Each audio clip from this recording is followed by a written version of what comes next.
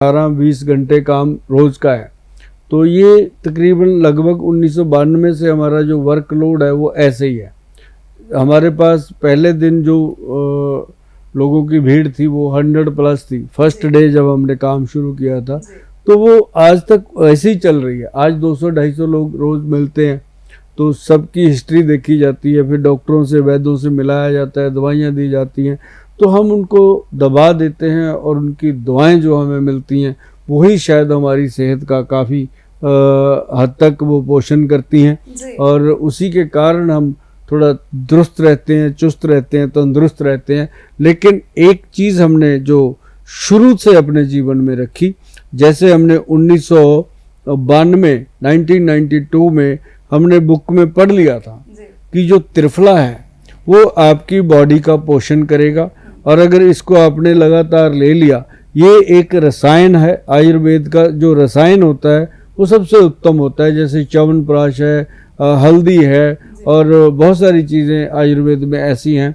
जो रसायन सिद्ध हुई हैं। उसमें से एक त्रिफला है जो सबसे ऊपर की क्वालिटी आती है, वो त्रिफला की आती है कि त्रिफला अगर 5 ग्राम त्रिफला 5 बजे शाम को खा लिया जाए या फिर 5 बजे सुबह खा लिया जाए, तो ये जीवन में आपको कभी भी शरीर ऊपर से वाइट हो सकते हैं, बाल सफ़ेद हो जाएंगे, अंदर से इंसान कभी बूढ़ा नहीं होता। और ये हमने उसी दिन से शुरू करके रखा। लेकिन उम्र अपना काम करती है, पर जो वर्कलोड है उसको सहने की, उसको करने की शक्ति इन चीज़ों से मिलती है। बिल्कुल बिल्कुल सही कहा। आपका जो सीक्रेट था, फिटनेस सीक्रेट, हमारे ऑडियंस को पता चल गया है। अब आगे बढ़ते हुए, एक बहुत ही कॉमन प्रॉब्लम है आजकल सुभाष गोयल जी की, आजकल लोगों को फैटी लिवर की प्रॉब्लम बहुत ज्यादा हो रही है। मतलब चाहे वो यंग एज के लोग हो, ओल्ड एज के लोग हो, हर कोई ना कोई इससे पीड़ित हो रहा है। तो इसका कारण क्या है और आयुर्वेद में इसका कैसे इलाज कर सकते हैं? देखो,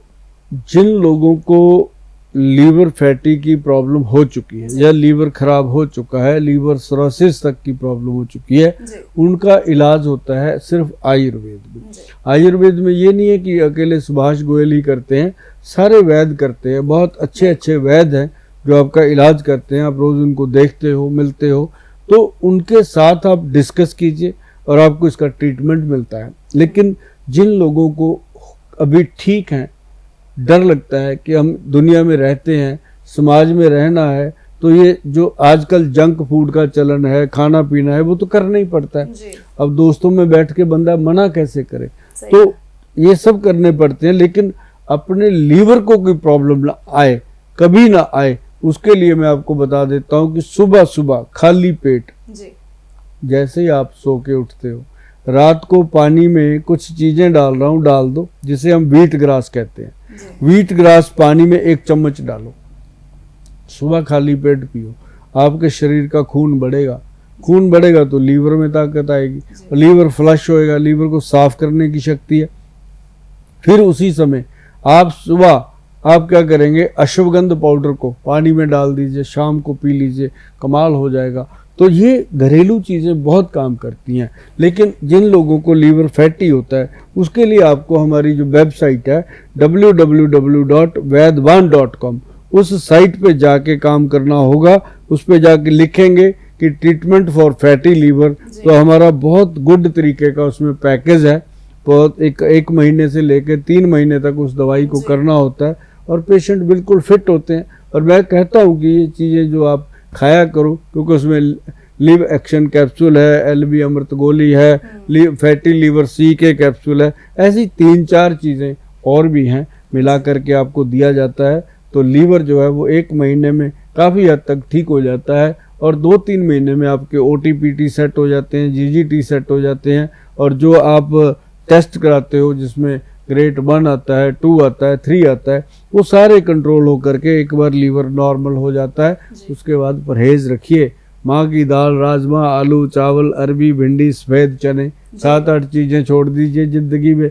आप याद करोगे कि गोयल साहब ने कुछ बताया था, और 3-4 महीने इसको कर लीजिए, आपके दिल से निकलेगा थैंक यू गोयल साहब। और ये थैंक यू लेने के लिए हम दुनिया पैसा तो बहुत कमाती है, लेकिन थैंक यू कमाना बहुत मुश्किल है। हम थैंक यू कमाते हैं लोगों का। सही बात है, बहुत सही बात कही आपने। थैंक यू कमाना बहुत बड़ी बात है, और जिस तरीके से आप काम कर रहे हैं थैंक यू मिलना आपको लाजमी है। आगे बढ़ते हुए एक सवाल, जैसे आपने बताया फैटी लिवर के बारे में इतने अच्छे से एक्सप्लेन किया, लेकिन फैटी लिवर के दो तरह के पेशेंट होते हैं, कुछ अल्कोहलिक भी होते हैं, कुछ नॉन अल्कोहलिक भी होते हैं। तो इन दोनों में क्या अंतर होता है, क्या सिम्टम्स होते हैं, और क्या दोनों के लिए सेम दवाइयाँ होती हैं, और रिकवरी में क्या ड्यूरेशन जो होता है वो सेम ही लगता है?